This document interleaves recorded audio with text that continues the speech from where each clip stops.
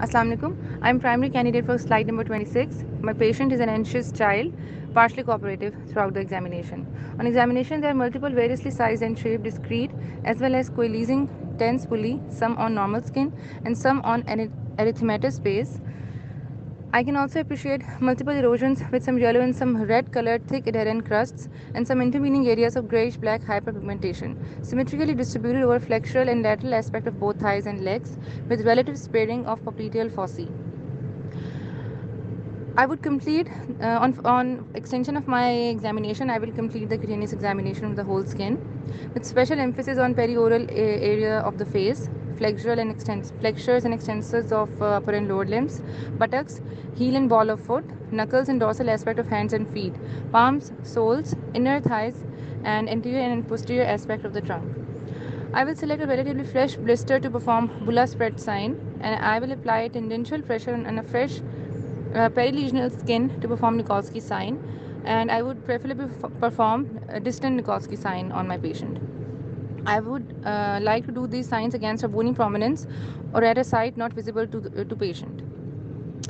Then I will examine all the mucosae, the oral mucosae, buccal, including the buccal, labial, and palatal mucosa, genitalia, eyes, and nose. I would examine the scalp of the patient and the ear cavity, and also I would examine the nails of both hands and feet.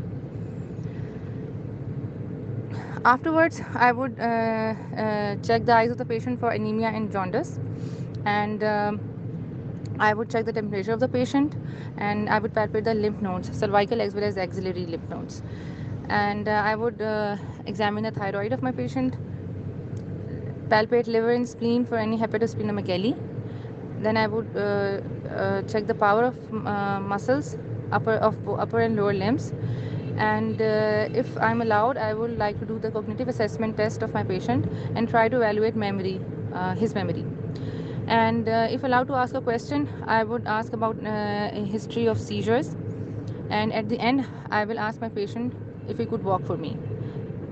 Based upon my clinical examination and findings, my differentials are chronic bullous disease of childhood, childhood bullous pemphigoid, and bullous impetigo. Thank you.